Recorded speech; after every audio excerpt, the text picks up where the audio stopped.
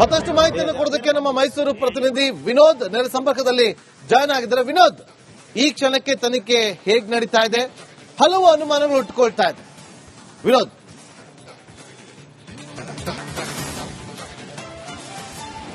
Nagendra Babu ಯಾಕೇನೋ helium cylinder ಸ್ಫೋಟ ಪ್ರಕರಣಕ್ಕೆ ಸಂಬಂಧಪಟ್ಟ ಹಾಗೆ ಪೊಲೀಸರ ತನಿಖೆ ಕೂಡ ಚುರುಕುಗೊಂಡಿರುವಂತದ್ದು.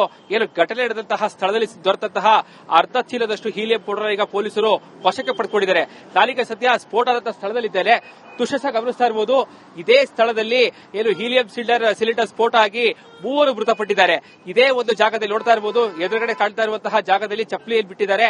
ಅದೇ ಜಾಗದಲ್ಲಿ ಒಂದು ಸೈಕಲ್ ಮೇಲೆ ಹೀಲಿಯಂ ಸಿಲಿಂಡರ್ ಏನು ಬಲೂನನ್ನ ಮಾರಾಟ ಮಾಡಿದಂತಹ ಸಲೀಂ ಮೇಲಿದ್ದಾರೆ.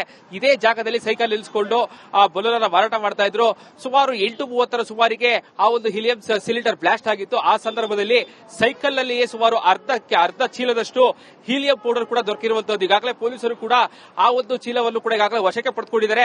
ಆ ಒಂದು ವಶಕ್ಕೆ ಪಡೆಯುವಂತಹ ವಿಡಿಯೋ ಕೂಡ ಈಗಾಗಲೇ ರಿಪಬ್ಲಿಕ್ ಕಡೆಗೆ ಸಿಕ್ಕಿರುವಂತದ್ದು. ಬಹಳ ಪ್ರಮುಖವಾಗಿ ಸಿಲಿಂಡರ್ ಭರ್ತಿಯಾಗಿದ್ರು ಕೂಡ ಆ ಹೀಲಿಯಂ ಪೌಡರ್ ಅನ್ನ ಯಾಕೆ ಸಲೀಂ ಎಲ್ಲಾ ಕಡೆಗಳಲ್ಲೂ ಕೂಡ ತೆಗೆದುಕೊಂಡು ಹೋಗ್ತಾ ಇದ್ದ ಅನ್ನುವಂಥದ್ದು ಈಗ ಪ್ರಶ್ನೆ ಕಾಡ್ತಾ ಇರುವಂತದ್ದು. ಬಹಳ ಪ್ರಮುಖವಾಗಿ ಕಳೆದ 1 ತಿಂಗಳಿಂದ ಮೈಸೂರಿಗೆ ಬಂದಂತಹ ಸಲೀಂ ಏನಿದ್ದಾರೆ ಆತನ ಪೂರ್ವಾಪರವನ್ನು ಕೂಡ ಈಗಾಗಲೇ ಪೊಲೀಸರು ಕೂಡ ತನಿಖೆ ಮಾಡ್ತಾ ಇದ್ದಾರೆ. ಬಹಳ ಪ್ರಮುಖವಾಗಿ ಸಲೀಂ ಏನೋ ಉತ್ತರ ಪ್ರದೇಶದ ಕನೌಜ್ ಜಿಲ್ಲೆಯಲ್ಲಿ ಬಂದ ತೋಪಿಯಾ ಗ್ರಾಮದವರು. ಸೊ ಹೀಗಾಗಿ ಕಳೆದ 15 ದಿನಗಳಿಂದಲೂ ಕೂಡ ಆತ ಲಷ್ಕರ್ ಮೊಹಲ್ಲಾದಲ್ಲಿರುವಂತಹ ಶರೀಫ್ ಲಾಡ್ನಲ್ಲಿ ವಾಸವನ್ನ ಮಾಡ್ತಾ ಇದ್ದ. ಜೊತೆಗೆ ಪ್ರತಿನಿತ್ಯವೂ ಕೂಡ ಜಲನಿಬಿಡ ಪ್ರದೇಶಗಳು ನೀವು ನೋಡ್ತಾ ಇರುವಂತಹ ಸ್ಥಳ ಏನಿದೆ, ಜಯಮಾರ್ತಾಂಡ ದ್ವಾರ ಏನಿದೆ, ಈ ಒಂದು ದ್ವಾರದಲ್ಲಿ ಒಂದು ಮೈಸೂರು ಅರಮನೆ ನೋಡಕ್ಕೆ ಜನ ಬರ್ತಾರೆ. ಮತ್ತೊಂದು ಕಡೆ ಅದು ಎದುರುಗಡೆ ಇರುವಂತಹ ವಸ್ತು ಪ್ರದರ್ಶನ ಪ್ರಾಧಿಕಾರದ ಎಕ್ಸಿಬಿಷನ್ ಏನಿದೆ ಅಲ್ಲಿಗೂ ಕೂಡ ಸಾಕಷ್ಟು ಜನ ಬರ್ತಾರೆ. ಸೊ ಹೀಗಾಗಿ ಈ ಒಂದು ಸ್ಪಾಟ್ ನಲ್ಲಿ ಸಾಕಷ್ಟು ಸಾವಿರಾರು ಜನರು ರಾತ್ರಿಯ ವೇಳೆಯಲ್ಲಿ ಅರಮನೆಯ ಹೊರಗಡೆಯಿಂದ ನಿಂತು ನೋಡೋದಕ್ಕೆ ಬರ್ತಾರೆ. ಯಾಕಂತಂದ್ರೆ ರಾತ್ರಿ 7 ಗಂಟೆಗೆ ಸರಿಯಾಗಿ ಇಲ್ಲಿ ವಿದ್ಯುತ್ ದೀಪಾಲಂಕಾರ ಕೂಡ ಆನ್ ಆಗುತ್ತೆ.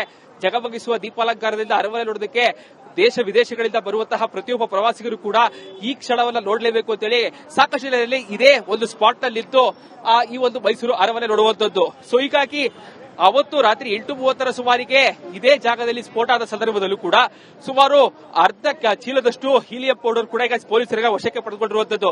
ಬಹಳ ಪ್ರಮುಖವಾಗಿ ಆ ಹೀಲಿಯಂ ಗ್ಯಾಸ್ ಎಲ್ಲ ಪ್ರಿಪೇರ್ ಮಾಡೋದು ಕೂಡ ಅಷ್ಟು ಸುಲಭದ ಕೆಲಸ ಅಲ್ಲ. ಸುಮಾರು ಅರ್ಧದಿಂದ 3/4 ಗಂಟೆ ಬೇಕಾಗುತ್ತೆ.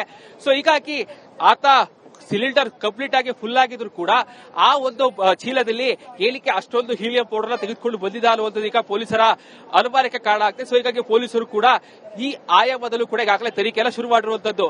ಸೊ ಈಗಾಗಲೇ ಸಲೀಂ ಜೊತೆ ಇದ್ದಂತಹ ಏನು 3 ಅವ್ರ ಜೊತೆ ಸಹಚರರಿತ್ತು ಅಂದ್ರೆ ಉತ್ತರ ಪ್ರದೇಶ ಬಂದಿರುವಂತಹ 3 ಕೂಡ ಈಗಾಗಲೇ ಪೊಲೀಸರು ವಿಚಾರಣೆಗೊಳಪಡಿಸ್ತಾ ಇರುವಂತದ್ದು. ಬಹಳ ಪ್ರಮುಖವಾಗಿ ಬಲೂನ್ ಮಾರಾಟ ಮಾಡುವಂತಹ ಸಂದರ್ಭದಲ್ಲೂ ಕೂಡ ಆತ ಒಬ್ಬ ಮಾತ್ರ ಬಂದಿದೆ, ಇಬ್ಬರು ಕೂಡ ಒಂದು ಬಂದಿರಲಿಲ್ಲ ಅಂತಹ ಮಾಹಿತಿಗಳು ಲಭ್ಯ ಆಗ್ತಾ ಇದೆ. ಸೊ ಹೀಗಾಗಿ ದೇವರಾಜ ಪೊಲೀಸರು ಕೂಡ ಅವರಿಬ್ಬರನ್ನ ಈಗಾಗಲೇ ವಿಚಾರಣೆಗೊಳಪಡಿಸಿರುವಂತದ್ದು. ಜೊತೆಗೆ ಸಲೀಮನ ಪೂರ್ವಾಪರ ನೋಡಿದ ಸಂದರ್ಭದಲ್ಲೂ ಕೂಡ ಆತ ಒಬ್ಬ ರೈತನಾಗಿದ್ದ. ಸುಮಾರು 5 ಎಕರೆ ಜಮೀನಿದ್ರು ಕೂಡ ಕಳೆದ 1 ತಿಂಗಳ ಹಿಂದೆಯಷ್ಟೇ ಆತ ಮೈಸೂರಿಗೆ ಬಂದು ಬಲೂನನ್ನ ಮಾರಾಟ ಮಾಡ್ತಾ ಇದ್ದ. ಮೂಲತಃ ರೈತನಾಗಿದ್ದಂತಹ ಸಲೀಂ ಏಕಾಏಕಿ ಈ ರೀತಿಯಾಗಿ ಆ ಬಲೂನನ್ನ ಮಾರಾಟ ಮಾಡೋದಕ್ಕೆ ಏನು ಕಾರಣ ಅನ್ನೋದು ಈಗ ಸಾಕಷ್ಟು ಯಕ್ಷ ಪ್ರಶ್ನೆ ಕಾಡ್ತಾ ಇರುವಂತದ್ದು. ಸೊ ಹೀಗಾಗಿ ಪೊಲೀಸರು ಒಂದು ಕಡೆ ಸ್ಫೋಟದ ನಂತರದಲ್ಲೂ ಕೂಡ ಸಾಕಷ್ಟು ಎಚ್ಚೆತ್ತಿದ್ದಾರೆ. ಈಗ ಪೊಲೀಸರ ತನಿಖೆಗೆ ಸಾಕಷ್ಟು ಅಡಚಣೆ ಆಗ್ತಾ ಇರುವಂತದ್ದು. ಎಲ್ಲೋ ಒಂದು ಕಡೆ ಇಲ್ಲಿರುವಂತಹ ಈ ಸ್ಥಳದಿಂದ ಸುಮಾರು 20 ಅಡಿ ದೂರದಲ್ಲಿರುವಂತಹ ಏನೊಂದು ಸಿಸಿಟಿವಿ ಏನಿದೆ ಆ ಸಿಸಿಟಿವಿ ವಿನೋದ್ ಹಾಗೆ ಸಂಪರ್ಕದಲ್ಲಿರಿ, ಮತ್ತೆ ನಿಮ್ಮನ್ನ ಸಂಪರ್ಕ ಮಾಡ್ತೀನಿ. ಈಗ ಈ ಸಿಸಿಟಿವಿ ವಿಚಾರದಲ್ಲೇ ಸಾಕಷ್ಟು ಅನುಮಾನಗಳು ಹುಟ್ಟುಕೊಳ್ತಾ ಇರೋದು. ಮತ್ತಷ್ಟು ಮಾಹಿತಿಯನ್ನು ಕೊಡೋದಕ್ಕೆ ನಮ್ಮ ಮೈಸೂರು ಪ್ರತಿನಿಧಿ ವಿನೋದ್ ನೇರ ಸಂಪರ್ಕದಲ್ಲಿ ಜಾಯ್ನ್ ಆಗಿದ್ದಾರೆ. ವಿನೋದ್, ಈ ಕ್ಷಣಕ್ಕೆ ತನಿಖೆ ಹೇಗೆ ನಡೀತಾ ಇದೆ? ಹಲವು ಅನುಮಾನಗಳು ಹುಟ್ಟುಕೊಳ್ತಾ ಇದೆ. ವಿನೋದ್,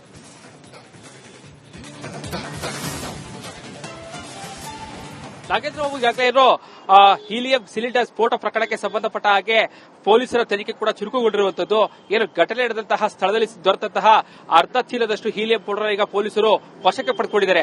ನಾನೀಗ ಸದ್ಯ ಸ್ಫೋಟ ಆದಂತಹ ಸ್ಥಳದಲ್ಲಿದ್ದೇನೆ. ತುಷಸ ಗಮನಿಸ್ತಾ ಇರಬಹುದು, ಇದೇ ಸ್ಥಳದಲ್ಲಿ ಏನು ಹೀಲಿಯಂ ಸಿಲಿಂಡರ್ ಸ್ಫೋಟ ಆಗಿ 3 ಮೃತಪಟ್ಟಿದ್ದಾರೆ. ಇದೇ ಒಂದು ಜಾಗದಲ್ಲಿ ನೋಡ್ತಾ ಇರಬಹುದು, ಎದುರುಗಡೆ ಕಾಣ್ತಾ ಇರುವಂತಹ ಜಾಗದಲ್ಲಿ ಚಪ್ಪಲಿ ಬಿಟ್ಟಿದ್ದಾರೆ. ಅದೇ ಜಾಗದಲ್ಲಿ ಒಂದು ಸೈಕಲ್ ಮೇಲೆ ಹೀಲಿಯಂ ಸಿಲಿಂಡರ್ ಏನು ಬಲೂನನ್ನ ಮಾರಾಟ ಮಾಡಿದಂತಹ ಆಗಿದ್ದಂತಹ ಸಲೀಂ ಏನಿದ್ದಾರೆ ಇದೇ ಜಾಗದಲ್ಲಿ ಸೈಕಲ್ ನಿಲ್ಲಿಸಿಕೊಂಡು ಆ ಬಲೂನ್ ಮಾರಾಟ ಮಾಡ್ತಾ ಇದ್ರು. ಸುಮಾರು 8:30 ಸುಮಾರಿಗೆ ಆ ಒಂದು ಹೀಲಿಯಂ ಸಿಲಿಂಡರ್ ಬ್ಲಾಸ್ಟ್ ಆಗಿತ್ತು. ಆ ಸಂದರ್ಭದಲ್ಲಿ ಸೈಕಲ್ ನಲ್ಲಿಯೇ ಸುಮಾರು ಅರ್ಧ ಚೀಲದಷ್ಟು ಹೀಲಿಯಂ ಪೌಡರ್ ಕೂಡ ದೊರಕಿರುವಂತದ್ದು. ಈಗಾಗಲೇ ಪೊಲೀಸರು ಕೂಡ ಆ ಒಂದು ಚೀಲವನ್ನು ಕೂಡ ಈಗಾಗಲೇ ವಶಕ್ಕೆ ಪಡೆದುಕೊಂಡಿದ್ದಾರೆ. ಆ ಒಂದು ವಶಕ್ಕೆ ಪಡೆಯುವಂತಹ ವಿಡಿಯೋ ಕೂಡ ಈಗಾಗಲೇ ರಿಪಬ್ಲಿಕ್ ಕಡೆಗೆ ಸಿಕ್ಕಿರುವಂತದ್ದು. ಬಹಳ ಪ್ರಮುಖವಾಗಿ ಸಿಲಿಂಡರ್ ಭರ್ತಿಯಾಗಿದ್ರು ಕೂಡ ಆ ಹೀಲಿಯಂ ಪೌಡರ್ ಅನ್ನ ಯಾಕೆ ಸಲೀಂ ಎಲ್ಲಾ ಕಡೆಗಳಲ್ಲೂ ಕೂಡ ತೆಗೆದುಕೊಂಡು ಹೋಗ್ತಾ ಇದ್ದ ಅನ್ನುವಂಥದ್ದು ಈಗ ಪ್ರಶ್ನೆ ಕಾಡ್ತಾ ಇರುವಂತದ್ದು. ಬಹಳ ಪ್ರಮುಖವಾಗಿ ಕಳೆದ 1 ತಿಂಗಳಿಂದ ಮೈಸೂರಿಗೆ ಬಂದಂತಹ ಸಲೀಂ ಏನಿದ್ದಾರೆ ಆತನ ಪೂರ್ವಾಪರವನ್ನು ಕೂಡ ಈಗಾಗಲೇ ಪೊಲೀಸರು ಕೂಡ ತನಿಖೆ ಮಾಡ್ತಾ ಇದ್ದಾರೆ. ಬಹಳ ಪ್ರಮುಖವಾಗಿ ಸಲೀಂ ಏನೋ ಉತ್ತರ ಪ್ರದೇಶದ ಕನೌಜ್ ಜಿಲ್ಲೆಯ ಬಂದ ತೋಪಿಯಾ ಗ್ರಾಮದವರು. ಸೊ ಹೀಗಾಗಿ ಕಳೆದ 15 ದಿನಗಳಿಂದಲೂ ಕೂಡ ಆತ ಲಷ್ಕರ್ ಮೊಹಲ್ಲಾದಲ್ಲಿರುವಂತಹ ಶರೀಫ್ ಲಾಡ್ನಲ್ಲಿ ವಾಸವನ್ನ ಮಾಡ್ತಾ ಇದ್ದ.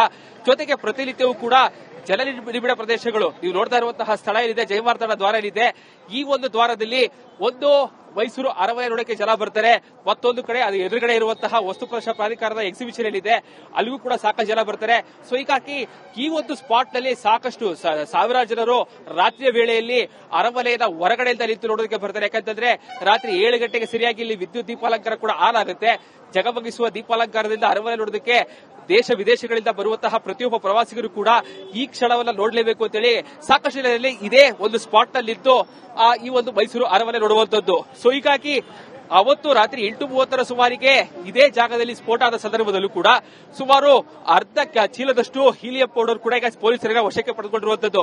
ಬಹಳ ಪ್ರಮುಖವಾಗಿ ಆ ಹೀಲಿಯಂ ಗ್ಯಾಸ್ ಎಲ್ಲ ಪ್ರಿಪೇರ್ ಮಾಡೋದು ಕೂಡ ಅಷ್ಟು ಸುಲಭದ ಕೆಲಸ ಅಲ್ಲ. ಸುಮಾರು ಅರ್ಧದಿಂದ 3/4 ಗಂಟೆ ಬೇಕಾಗುತ್ತೆ. ಸೊ ಹೀಗಾಗಿ ಆತ ಸಿಲಿಂಡರ್ ಕಂಪ್ಲೀಟ್ ಆಗಿ ಫುಲ್ ಆಗಿದ್ರು ಕೂಡ ಆ ಒಂದು ಚೀಲದಲ್ಲಿ ಏಲಿಕೆ ಅಷ್ಟೊಂದು ಹೀಲಿಯಂ ಪೌಡರ್ ತೆಗೆದುಕೊಂಡು ಬಂದಿದ್ದ ಅನ್ನುವಂಥದ್ದು ಈಗ ಪೊಲೀಸರ ಅನುಮಾನಕ್ಕೆ ಕಾರಣ ಆಗುತ್ತೆ. ಸೊ ಹೀಗಾಗಿ ಪೊಲೀಸರು ಕೂಡ ಈ ಆಯಾಮದಲ್ಲೂ ಕೂಡ ಈಗಾಗಲೇ ತನಿಖೆಯನ್ನು ಶುರು ಮಾಡಿರುವಂತದ್ದು. ಸೊ ಈಗಾಗಲೇ ಸಲೀಂ ಜೊತೆ ಇದ್ದಂತಹ ಏನು ಮೂವರು ಅವ್ರ ಜೊತೆ ಸಹಚಾರರಿದ್ರು ಅಂದ್ರೆ ಉತ್ತರ ಪ್ರದೇಶ ಬಂದಿರುವಂತಹ ಮೂವರನ್ನು ಕೂಡ ಈಗಾಗಲೇ ಪೊಲೀಸರು ವಿಚಾರಣೆಗೊಳಪಡಿಸ್ತಾ ಇರುವಂತದ್ದು. ಬಹಳ ಪ್ರಮುಖವಾಗಿ ಬಲೂನ್ ಮಾರಾಟ ಮಾಡುವಂತಹ ಸಂದರ್ಭದಲ್ಲೂ ಕೂಡ ಆತ ಒಬ್ಬ ಮಾತ್ರ ಬಂದಿದೆ, ಇಬ್ಬರು ಕೂಡ ಒಂದು ಬಂದಿರಲಿಲ್ಲ ಅಂತಹ ಮಾಹಿತಿಗಳು ಲಭ್ಯ ಆಗ್ತಾ ಇದೆ. ಸೊ ಹೀಗಾಗಿ ದೇವರಾಜ ಪೊಲೀಸರು ಕೂಡ ಅವರಿಬ್ಬರನ್ನ ಈಗಾಗಲೇ ವಿಚಾರಣೆಗೊಳಪಡಿಸಿರುವಂತದ್ದು. ಜೊತೆಗೆ ಸಲೀಮನ ಪೂರ್ವಾಪರ ನೋಡಿದ ಸಂದರ್ಭದಲ್ಲೂ ಕೂಡ ಆತ ಒಬ್ಬ ರೈತನಾಗಿದ್ದ. ಸುಮಾರು 5 ಎಕರೆ ಜಮೀನಿದ್ರು ಕೂಡ ಕಳೆದ 1 ತಿಂಗಳ ಹಿಂದೆಯಷ್ಟೇ ಆತ ಮೈಸೂರಿಗೆ ಬಂದು ಬಲೂನನ್ನ ಮಾರಾಟ ಮಾಡ್ತಾ ಇದ್ದ. ಮೂಲತಃ ರೈತನಾಗಿದ್ದಂತಹ ಸಲೀಂ ಏಕಾಏಕಿ ಈ ರೀತಿಯಾಗಿ ಆ ಬಲೂನನ್ನ ಮಾರಾಟ ಮಾಡೋದಕ್ಕೆ ಏನು ಕಾರಣ ಅನ್ನೋದು ಈಗ ಸಾಕಷ್ಟು ಯಕ್ಷ ಪ್ರಶ್ನೆ ಕಾಡ್ತಾ ಇರುವಂತದ್ದು. ಸೊ ಹೀಗಾಗಿ ಪೊಲೀಸರು ಒಂದು ಕಡೆ ಸ್ಫೋಟದ ನಂತರದಲ್ಲೂ ಕೂಡ ಸಾಕಷ್ಟು ಎಚ್ಚೆತ್ತಿದ್ದಾರೆ. ಈಗ ಪೊಲೀಸರ ತನಿಖೆಗೆ ಸಾಕಷ್ಟು ಅಡೆತಡೆ ಆಗ್ತಾ ಇರುವಂತದ್ದು. ಎಲ್ಲ ಒಂದು ಕಡೆ ಇಲ್ಲಿರುವಂತಹ ಈ ಸ್ಥಳದಿಂದ ಸುಮಾರು 20 ಅಡಿ ದೂರದಲ್ಲಿರುವಂತಹ ಏನೊಂದು ಸಿಸಿಟಿವಿ ಏನಿದೆ ಆ ಸಿಸಿಟಿವಿ ವಿನೋದ್ ಹಾಗೆ ಸಂಪರ್ಕದಲ್ಲಿರಿ ಮತ್ತೆ ನಿಮ್ಮನ್ನ ಸಂಪರ್ಕ ಮಾಡ್ತೀನಿ. ಈಗ ಈ ಸಿಸಿಟಿವಿ ವಿಚಾರದಲ್ಲೇ ಸಾಕಷ್ಟು ಅನುಮಾನಗಳು ಹುಟ್ಕೊಳ್ತಾ ಇರೋದು. ತನಿಖೆಗೆ ಸಾಕಷ್ಟು ಅಡೆತಡೆ ಆಗ್ತಾ ಇರುವಂತದ್ದು. ಎಲ್ಲ ಒಂದು ಕಡೆ ಇಲ್ಲಿರುವಂತಹ ಈ ಸ್ಥಳದಿಂದ ಸುಮಾರು 20 ಅಡಿ ದೂರದಲ್ಲಿರುವಂತಹ ಏನೊಂದು ಸಿಸಿಟಿವಿ ಏನಿದೆ ಆ ಸಿಸಿಟಿವಿ ವಿನೋದ್ ಹಾಗೆ ಸಂಪರ್ಕದಲ್ಲಿರಿ ಮತ್ತೆ ನಿಮ್ಮನ್ನ ಸಂಪರ್ಕ ಮಾಡ್ತೀನಿ. ಈಗ ಈ ಸಿಸಿಟಿವಿ ವಿಚಾರದಲ್ಲೇ